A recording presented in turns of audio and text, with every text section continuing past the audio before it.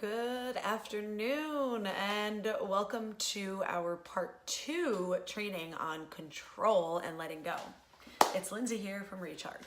Hopefully you've saw the first video from Monday's email, and if not, go ahead and watch that. It was part 1, and today we're jumping into part 2, and I hope you're enjoying this.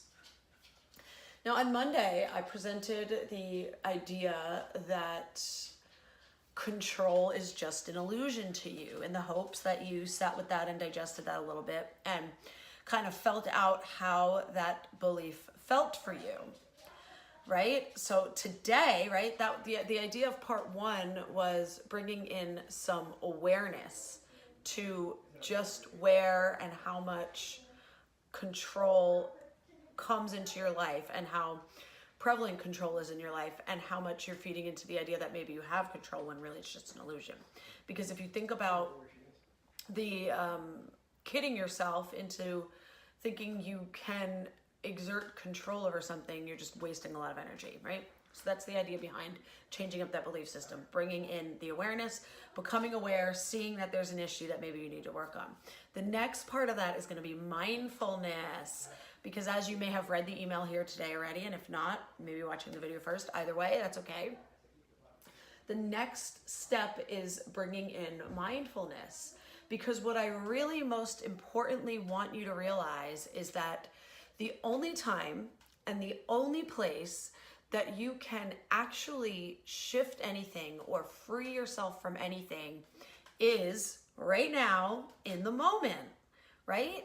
You can plot, you can plan, you can study, you can prepare all day long. You can prepare for the future forever. You can prepare for what you're going to do the next time you think that you're controlling something. But the only time you can actually have an effect on anything is right now, in the moment. So that's where mindfulness is going to come into play. And that just simply calls for you becoming present and becoming aware, right? So part 1 was aware.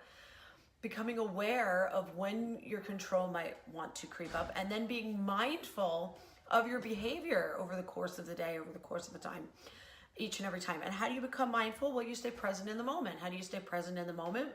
By working with your breath, by getting out of here and getting into here, by grounding yourself, by breathing, by using gratitude, and by checking in with your self-talk to keep you in the here and in the now, right?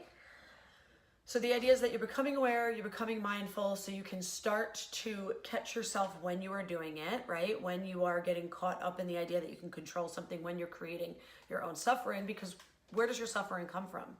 Your suffering comes from the idea that something should be a different way, right?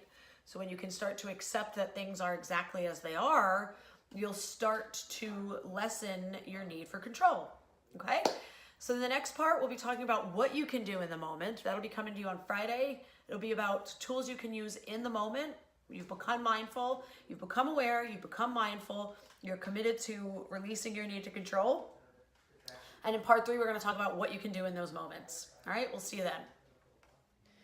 So the other part I wanted to add to you guys for this is a funny little story about when I realized that I was actually a control freak, because I went through my whole life believing that I was really laid back and I didn't try to control everything. I was like, oh yeah, live and let live, you know, you do whatever you want, blah, blah, blah, blah, blah. And I had all these illusions around how I thought I was. And over the point of my really big transition and my really big awakening, when I started on my healing journey and I started working with coaches, I came to realize that low key on the inside, I actually was a really big control freak, because what was happening was I didn't want anything in my space that challenged me. I didn't want anything in my space that made me feel vulnerable.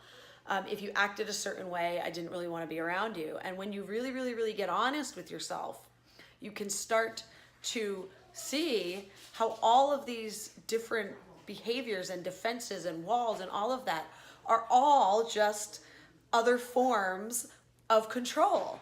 Because anytime you're saying, I want this in my space, but not this in my space, that's control, right? Anytime you fall into the judgments or the thoughts like people should be acting this way, or you should be making this decision, all of that comes back to our need for control, okay?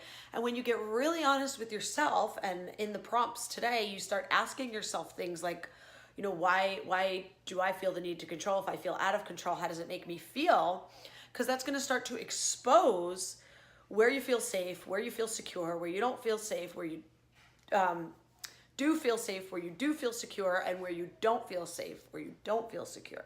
Because that's always what's going to be underneath the need to control, right? So getting really honest with yourself about why you tend to control, and bringing that out to that awareness that we talked about, and then adding in that layer of mindfulness.